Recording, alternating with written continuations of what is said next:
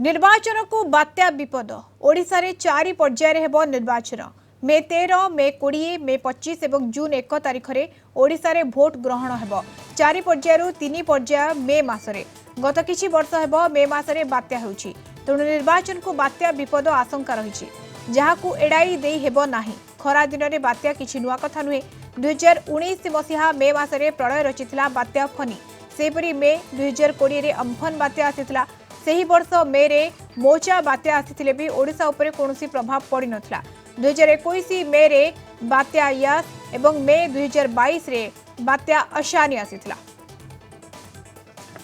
ए संपर्क में अधिक आलोचना करबा देवाशीष जेना पाणीपाग विज्ञानी आम सहित जोड़ी होती सुधु जेना आपको स्वागत करुच्ची कलिंग टीवी को सुधु जेना गतकाली डिक्लेयर हैला जदियो निर्वाचन तारीख घोषणा हैला एवं किंतु मे मासरे 3टी पर्याय रहुची एवं आमे देखिछे मे मासरे प्रायतः बात्या आसे एवं तार सबुठु बड़ उदाहरण होची फनी आमे फनी को देखिछे एवं ता परे परे मध्ये अन्य बात्या आमे देखिछे अम्फन कथा कोंतु मोचा कथा कोंतु असानी कथा कोंतु वर्तमान समय बात्या को एडाई दिया जाय न पारे 24 रे। आज्ञा नमस्कार देखंतु साधारणतः देखिया गेले जो मेट्रोलॉजिकल फैक्टर बा पाणीपागर नियामक थाए नॉर्मल कंडीशन रे तो एप्रिल में साधारणतः गोटे बात्यार सीजन ही थाए तो नॉर्मली एई टाइम रे बंगोपसागर रे बात्या देखा जाए जेहेतु इंटरट्रॉपिकल कन्वर्जेंस जोन जोटा सूर्यंकर अधिक मात्रा सूर्य किरण से अंचल पड़े बंगोपसागर हो बा भारतर दक्षिण भारत पाखापाखि अंचल तो से बात्या सृष्टि साधारणतः होता किंतु वर्तमान यही वर्षर बात्या को बहुत गुड़ा फैक्टर सब वर्ष बात्या को बहुत गुड़ा फैक्टर प्रभावित करथांती वर्तमान एलिनो कंडीशन चली जोटा कि तापमात्रा जेहेतु भारत वर्ष अधिकार होउची सप्रेशन एक्टिविटी जो तो तार प्रभाव रहिबो एलिनो रु आस्ते आस्ते एप्रिल मे रे आपनकर ट्रांजिशन फेज आछि टुवर्ड्स लालिना फेज तो से ट्रांजिशन फेज रे भारत वर्ष रे साधारणतः मते गोटे one type of suppression activity माने वर्षा जनित कम परिस्थिति रहिबार संभावना रहुची मुख्यतः अधिकांश अंचल किंतु सर एप्रिल मे को वार्निंग करा जायछि एवं एलिनो प्रभाव रे अधिक तापमात्रा रहिबो बोली जहा पूर्वरु कुहा जायछि तेणु जेंति आपण कहउतले जे अधिक जे तापमात्रा होची गोटे फैक्टर तेणु ताहा कुहा जाय पारे कि जे होय तो बात्या आसी पारे गोटे फैक्टर हे पारे। हाँ वर्तमान तो कही हेनी कि गोटे फैक्टर तापमात्रा जेहेतु अधिक रहिबो तो निश्चित भाव बात्या प्रक्रिया को सृष्टि करिबारे से सहायक हबो तो निश्चित भाव गोटे दुईटी बात्या नॉर्मली भाव हेइथाय मे रे एवं एप्रिल रे तो सेटा मध्ये समय रहुची बात्यार आसीबा वर्तमान कही हेबनी किंतु चांसेस अछि मध्ये आसीबार एवं किंतु आमे एया वर्तमान कहि परियो जे तापमात्रा कंडीशन ओडिशा तथा भारत वर्ष रे अधिकार होइबार चांसेस होची मुख्यतः ओडिशा रे देखिया गेले इंटीरियर जिला मानकर तापमात्रा बा हीट वेव कंडीशन जोड़ा आपनकर ग्रीष्म लहरी परिस्थिति जोड़ा कि दिन तापमात्रा रु 4 रु 6 डिग्री सेल्सियस अधिक जोड़ा हम कहू सेटा अधिक रहिबार संभावना रहउची मुख्यतः इंटीरियर जिला मानकर बा पश्चिम जिला मानकर ता पई पदक्षेप नेबा पड़िबो एवं बात्या जनित स्थिति तो गोटे स्वाभाविक स्थिति एई समय रे त ता पई मध्य हमें पदक्षेप नै कि आलोक पड़िबो आज्ञा तो जेना मे 13 मे 20 मे 25 ये तीनोटी पर्याय रही मे मासरे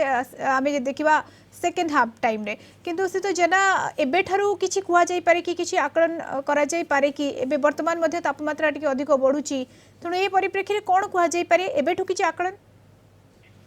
देखो वर्तमान जेहेतु गोटे साइक्लोन जिनसटा आपनकर तार रियल टाइम फैक्टर गुडा बहुत प्रभावित करथांती बात्या सृष्टि हेई पारे किंतु बात्या सृष्टि पई तार जो गतिपथ नै कि आमे ओडिसा रे प्रभाव हबो ना नै सेटा को आमे कहबा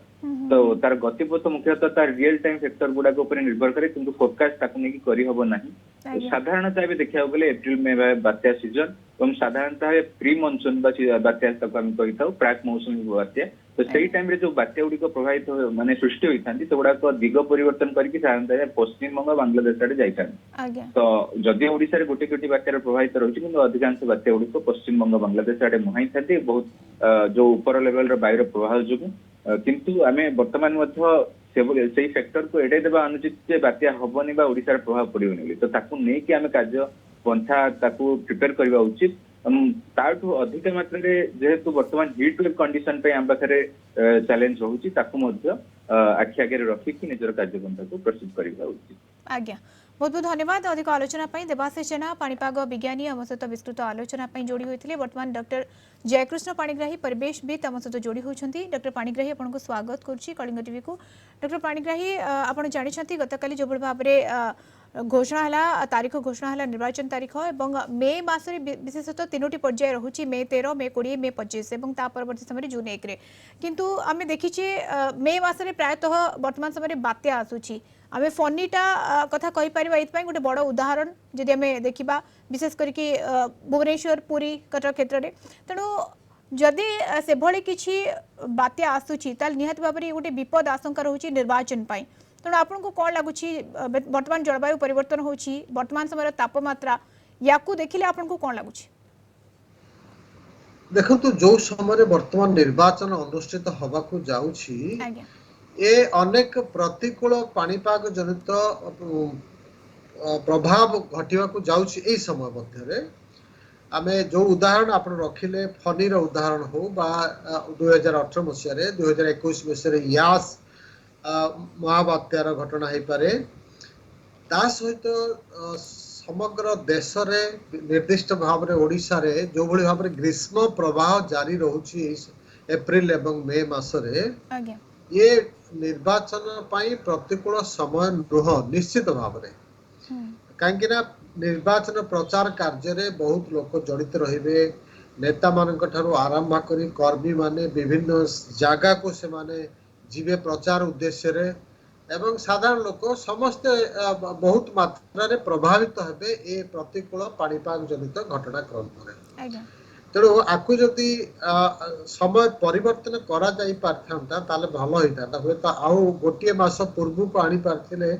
भलो होइतांता किंतु जेहेतु निर्वाचन कमिशनर तारीख घोषणा कर सारी एवं निर्वाचन हवा को जाउछि तेणु लोक मानू कौन कौन सतर्कता अवलंबन करने पड़ो सेटा हूँ मुख्य प्रसंग सकाल समय जितेबाला विशेष गरम अनुभूत हो बा अपराह्न जितेबाला खरार ताती टिके कमी आसो से समय को सेमाने निर्वाचन प्रचार कार्य विनियोग कर आवश्यकता रही जो माने ए कार्य सामिल हेबे सेमानक ऊपर से भली स्वास्थ्य समस्या विशेष सृष्टि हबार संभावना जमती न रहिबो एटा मुख्य उद्देश्य हवा दरकार। आज्ञा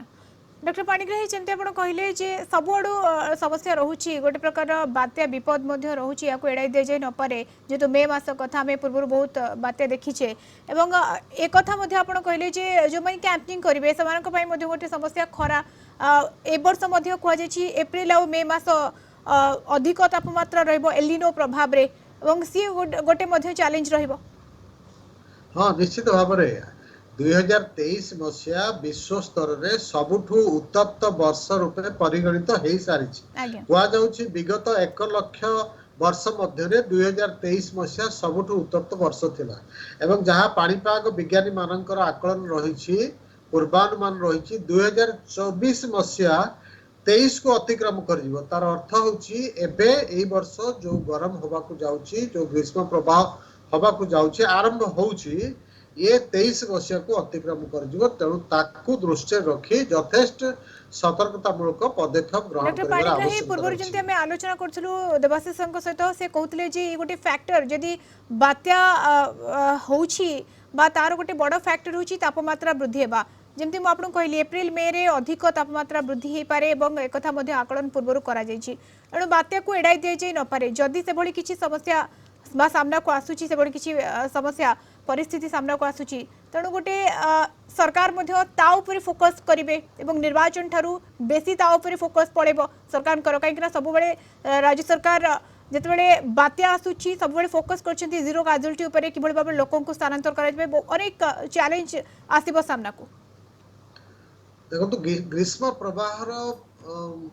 जेतिकी क्षतिकारक प्रभाव रहिबो किंतु बात्या जदि हुए आजिकल जो बात्या आमे सुपर साइक्लोन बोली कहूचे पाखापाखि 175 रु 200 किलोमीटर स्पीड रे जो पवन बहुची बहुत क्षतिकारक साबित होउची एभली जदि किछि घटना घटे एते पूर्वानुमान करबा संभवपर नुह बिल्कुल हां निर्वाचन कमिशनर जो डेट वर्तमान घोषणा करछन तारीख घोषणा करछन्ती ताको नेकी तो कार्यक्रम आगु को जारी रहिबो किंतु जदि आगामी दिन रे एभली किछि सूचना भारतीय पाणीपाग विभाग द्वारा आसे जे ए वर्ष मध्य बात्या हबार संभावना रही ताको दृष्टि रखी निर्वाचन कमिशनर हुए तो जदि आसे ताहले तारीख को परिवर्तन करने को बाध्य हेबे एवं बात्या जदि सतरे हो जाए ताहले सेही क्षेत्र रे मध्य तारीख परिवर्तन हबार बा अन्यान्य कार्यक्रम परिवर्तन हबार संभावना रही तेणु आम आशा करवा चलित वर्ष से भली बात्या किछि न हो एवं सुरुखुरे बिल्कुल सुरुखुरे निर्वाचन अनुष्ठित हेउ एवं जमती आपण कहले जे जदि से बड़ी किछि होछि हुए तो तारीख परिवर्तन होई पारे किंतु पूर्वरु एते पूर्वरु पूर्वानुमान करा जाई परिबो नहीं जदि से बड़ी समस्या आसुछि तेणु सब दिग को नहीं सतर्क रहबाकू पड़िबो। बहुत बहुत धन्यवाद अधिक आलोचना करथिबारु डॉक्टर जयकृष्ण पाणिग्राही परिवेशविद हम सहित विस्तृत आलोचना जोड़ी होइथिले।